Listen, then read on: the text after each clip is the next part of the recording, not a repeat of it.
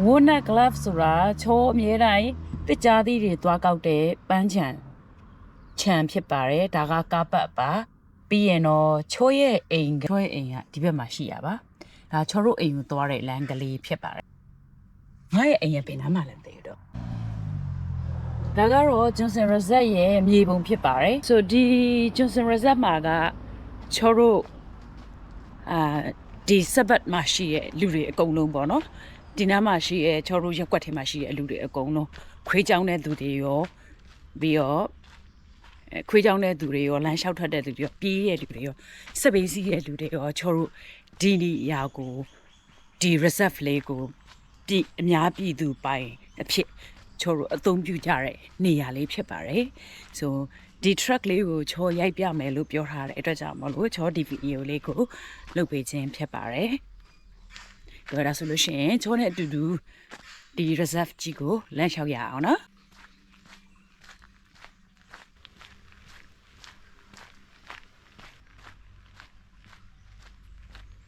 ဒါက native forest ဖြစ်ပါတယ်ဆိုဒီနားမှာရေတွေစီးတဲ့အတွက်ကြောင့်မို့လို့တဘာဝအတိုင်းရေစီးတဲ့လေးတွေကိုကြားရမှာဖြစ်ပါတယ်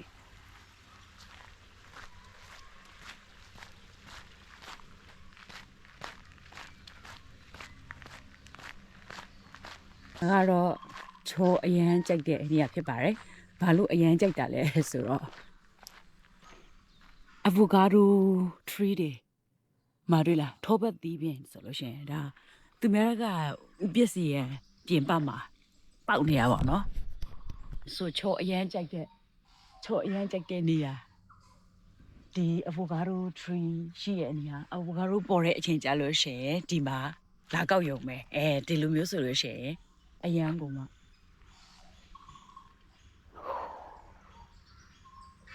အရန်ကြိုက်တဲ့နေရာဖြစ်ပါတယ်အဲဆို avocado tree တွေပေါ့နော်ကြည့်ပါဦး avocado တွေသီးနေရကြည့်လိုက် avocado တွေသီးနေရကင်မရာသီးတော့မြင်ရကျင်မှမြင်ရလိမ့်မယ် avocado တွေသီးနေရဟုတ်ပါအများကြီးပဲတယ်ဂျင်းနဲ့စားဘူးဒီ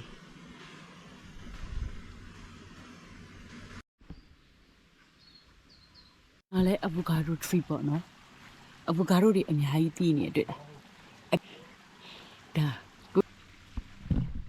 တွေ့လား avocado တွေအများကြီးပဲညာကြီးပဲ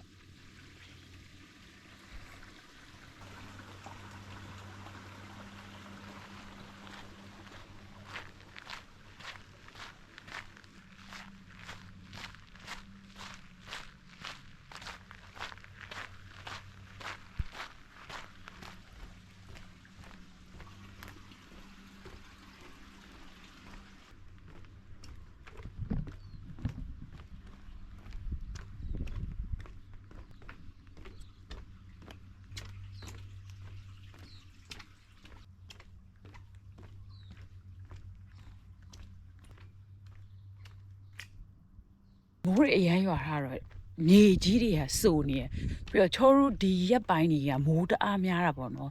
ပြောရမယ်ဆိုလို့ရှိရင်နယူးဇီလန်ကမိုးအရန်များတယ်မိုးရများတယ်လကားနေ2ရက်တစ်ခါ3ရက်တစ်ခါလကားနေကိုရွာနေတာမိုးကလေဒီနှစ်ကမိုးတော်တော်များတဲ့နှစ်ဖြစ်ပါတယ်အရန်6တဲ့နှစ်ဆိုလို့ရှိရင်တော့သူကရေတွေဘာတွေပြတ်တဲ့အထိဖြစ်တယ်ပေါ့နော်အခုဒီနှစ်ကတော့မိုးရေတွေကအရှံအပယ်ပဲရွာချက်ကရဝက်ကွယ်ညာတိုင်းရွာတနယူးဇီလန်ကိုသတိထားမိတဲ့လောက်ကလေတနေ့ကင်းဘက်ဆိုလို့ရှိရင်နေပူပြီးတော့မိုးတွေကညဘက်ကြမှာရွာတာကိုတော်တော်လေးကိုသတိထား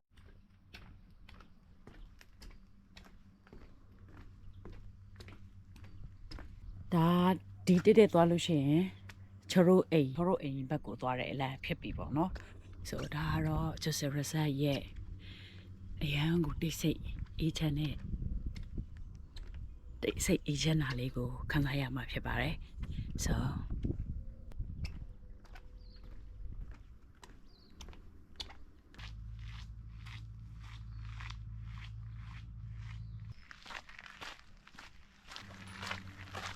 မနေ့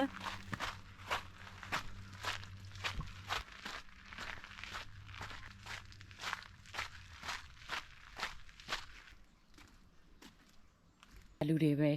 အမြဲတမ်း လာပြီးပြေးလွှားနေတီယူလာတဲ့လူတွေဆိုကိုအမြဲတမ်းကိုအတိတယောက်မဟုတ်လို့ရှင်နှစ်ယောက်အမြဲတမ်းသူတို့တွေနဲ့တွေ့တယ်သူတို့ကိုအဲ့လိုနေမမြင်ရတာ2ရက်3ရက်ရှိပြီပေါ့နော်မိုးတွေကလည်းတအားရွာတော့ဒီရက်ဒါမနေ့ကမနက်ကတော့ဆိုလို့ရှိရင်ကျော်ဘယ်သူမှမရှိဘယ်သူမှမတွေ့ဘူးဘယ်သူမှမရှိဘူးတယောက်တည်းမနေ့ကချိုးဆိုလို့ရှိရင်တစ်ခါလေကြာလို့ရှိရင်အရန်စိတ်တွေရှုပ်လာပြီဆိုလို့ရှိရင်ဒီ channel ဆင်းလာပြီးတော့ touch the nature တစ်ခါလေကြာလို့ရှိရင် office desk မှာထိုင်နေနေစိတ်တွေအရန်ရှုပ်နှောက်ကြည့်လာစိတ်တွေအနွားကြီးဖြစ်လာပြီဆိုလို့ရှိရင်ဒီမှာလာပြီးတော့ပပြေးပြေးလို့ရှိရင်လမ်းလျှောက်ထွက်ပေါ့နော်အဲ့လိုမျိုးလေးလုပ်ဖြစ်တယ်ရွက်6တွေကျွေနေပြီပေါ့နော်ဟုတ်ပေါ့တရွက်6တွေကျွေနေပြီဒါရေတွေအရန်ညမိုးရွာထားတော့ရေတွေအရန်စုန်နေလို့ပေါ့နော်ချော့ဒီရေတွေမစိုးဘူးဆိုလို့ရှိရင်သူကဒီအရွက်တွေကအရန်လှတာနောက်နေကြလို့ရှိရင်နေတာတဲ့ရက်အရွက်တွေ6တဲ့ရက်နေ2ရက်3ရက်လောက်တာတဲ့ရက်ကြလို့ရှိရင်ချောဒီကိုတစ်ခေါက်ထပ်ပြီးတော့ခေါ်လာပါမယ်နော်ဒါဝတ်တိချပဲလို့ခေါ်မှန်းတယ်ဆိုတင်တာလေ maybe ပေါ့နော် I don't know ဒီအပေတွေတချို့ပေနေနေ့တစ်ပေတွေချိုးလည်းမသိဘူးပေါ့နော်But I mean, like, အားတော့ရေတကွန်ဘက်ကစီးလာတဲ့ရေတွေပါ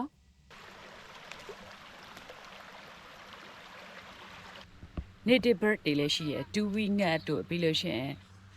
ခါလေးချက်လို့ရှိရင်ချက်တူရွေးတွေတွေ့တယ်ချက်တူရွေးတွေဆိုလို့ရှိရင်ချောတို့အိမ်ဘက်ချောတို့ property ဘက်ကိုလာကြတယ်ဒီ Johnson Reserve ကချက်တူရွေးတွေရတယ်အရန်ကိုအော်တိုညာတီကိုအရန်ကို trend ဖြစ်တဲ့သိရွက်တွေပေါ့နော်ချောတို့ဆိုလို့ရှိရင်ဒီရွက်ကိုဓပုံရိုက်ကြတယ်လေအရန်ကိုလာတဲ့အရွက်တွေပေါ့အဲ့လေ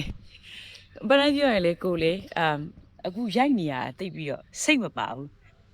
ဒါငူးမရဘူးဒါအော်တွန်ကအရွက်တွေပေါ့နော်ဒါကိုမူးမရဘူးကဲမူးမရလဲပြီးအောင်တော့ရိုက်လိုက်မယ်အဲ့တော့ယူရိုလဲလိုက်ကြည့်လိုက်ပေါ့နော်ချောရိုက်ပေးမယ်လို့ပြောထားတယ်ဂတိရှိလို့မုကသိမကောင်းဖြစ်နေမနက်ကအဲ့လိုပဲကင်မရာနဲ့ရိုက်ပြီဆိုလို့ရှိရင် stress တွေများတာစတင်နေချိန်ရတာနဲ့ငါ post လုပ်မှာ social media လား YouTube လားTikTok လားအဲ့လိုမျိုးတွေဖြစ်ပြီးတော့စတင်နေချိန်ဟိုချိန်ဒီချိန်နဲ့မှုတွေကပြချက်ပြောင်းကပျောက်ခါလေးကြလို့ရှိရင်လေဗီဒီယိုတွေကမှုကမကောင်းတော့ကောင်းကျင်တဲ့ has story telling နေရကောင်းကျင်လဲကောင်းတယ်မကောင်းကျင်လဲမကောင်းအဲ့လိုမျိုးတွေဖြစ်တယ်အဲ့တော့ရှစ်ကိုဆက်သွားမယ်ဒီရွက်လေးတွေလေပို့ရရင်တိတ်လာတာဒီနေ့တော့ဓပုတ်ရိုက်ဖို့ကိုကမုကမလာဘူးဒီ vlog ရိုက်တာတော့မှမုကသိပ်ပြီးတော့ကောင်းမနေဘူးဒီရွက်လေးတွေတိတ်လာတာအရင်ချစ်စရာလေးတွေလာမလားလေဒါသက်ပို့ပြီးရွှေဝိုင်းအောင်တန်းရင်ပို့ပြီးတော့လှပါတယ်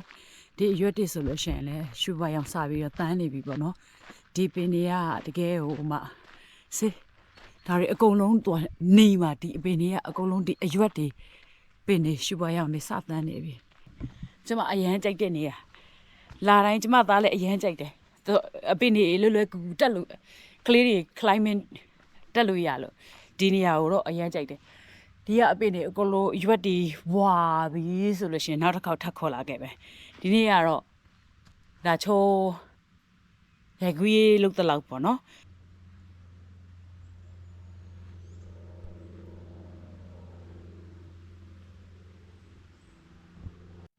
ဒါရေကွန်ဘက်ကိုသွားရလား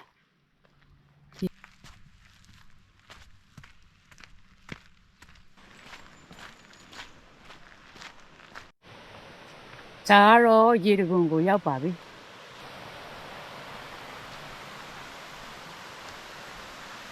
ဒါကတော့ရေတကွန်မှာ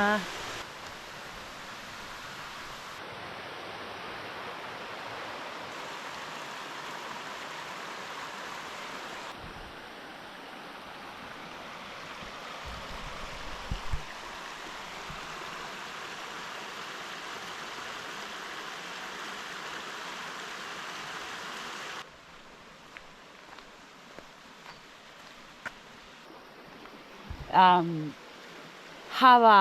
စိုက်ကိုတောက်လျှောက်ဆင်းသွားတာပေါ့နော်ဒီဟာဘာစိုက်ကကြတော့ပစိဖိတ်သမုဒ္ဒရာနဲ့သွား join တာပေါ့ဟာဘာစိုက်ကနေမှရှိသမျှရေတွေအကုန်လုံးက Pacific Ocean ထဲကိုစီးဆင်းတာပေါ့နော်ဒီရေချိုတွေအကုန်လုံးကတော့ဟာဘာစိုက်ကနေပြီးတော့ Pacific သမုဒ္ဒရာထဲကိုစီးဆင်းတဲ့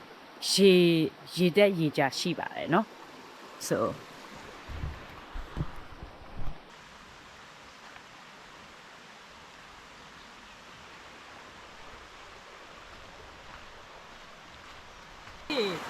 ဒီရေကောင်မှာလာဆော့နေကြပါတော့ they're very close to the nature မတော်မြေတိုင်းလာဆော့နေကြဖြစ်ပါတယ် so ရေကောင်ကတော့မြင်ရတဲ့အတိုင်းပဲချွဲဒီဂျွန်ဆန်ရဆာကရှိရဲ့ nature ရဲ့ဖူးသီးညွန့်လေးတွေကိုရိုက်ပြလိုက်တာဖြစ်ပါတယ်ဒါချိုးထက်လျှောက်မယ်ဆိုလို့ရှိရင်နောက်ထပ်နိုင်ဝက်အိမ်ဘက်ကိုထက်လျှောက်ကအောင်ပါပါဒါကြောင့်မလို့ဒီဗီဒီယိုလေးကိုဒီမှာပဲအဆုံးသတ်ပါမယ်ချိုးလည်းအိမ်ပြန်ပြီးတော့ breakfast တွေပါစားပြီးတော့မှချိုးရဲ့အိမ်ဟိုးဘက်ချမ်းကိုနောက်တစ်ရက်ထက်ရိုက်ပြမယ်နော်အဲ့တော့ thank you very much for watching ပြီးတော့ဗီဒီယိုလေးကိုအချိန်ပေးပြီးတော့ကြည့်ပြီးတဲ့အတွက်လည်းအရင်ကျေးဇူးတင်တယ်ပြီးလို့ရှိရင်အရွက်တွေဒါထပ်ပို့ပြီးတော့ဝါလာလို့ရှိရင်လည်း full vlog ကြီးမဟုတ်လို့ရှိရင်တော့မှချော short vlog လေးထပ်ပြီးတော့ရိုက်ပေးပါမယ်